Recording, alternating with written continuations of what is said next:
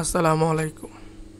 5p minus 3q into p plus 7q দুইটি রাশির সংখ্যাটিকে দুইটি রাশির বর্গের অন্তররূপে প্রকাশ করতে হবে। রাশি দুটিকে আচ্ছা, তাহলে ধরি a equal 5p minus 3q এবং b ইকুয়াল হচ্ছে p plus 7q।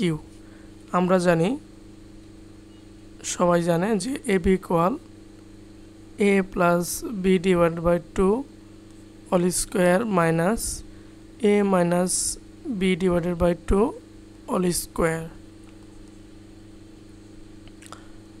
মান বসাই এর 5p minus 3q plus p plus 7q divided by 2 all square minus 5p minus 3q,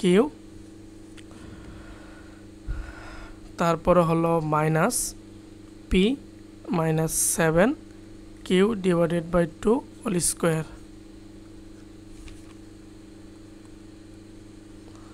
আচ্ছা, 5p আর p 6p plus 4q থাকবে divided by 2 all square minus,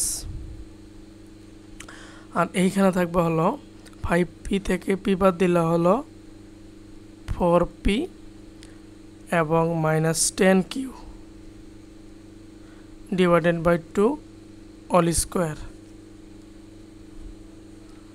okay, 2 common নিলে থাকবে 3p plus 2q divided by 2 all square minus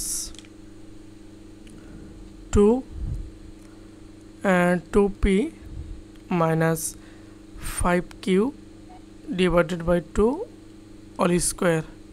তাহলে এখানে থাকতেছে হলো 3p plus 2q all square minus 2p minus 5q all square হচ্ছে কি রাশি বর্গের অন্তর রূপে প্রকাশ। আশা করি ক্লিয়ার। এছাড়া অন্যান্য প্রশ্ন সমাধান আছে, সময় সুযোগ থাকলে দেখে নিন।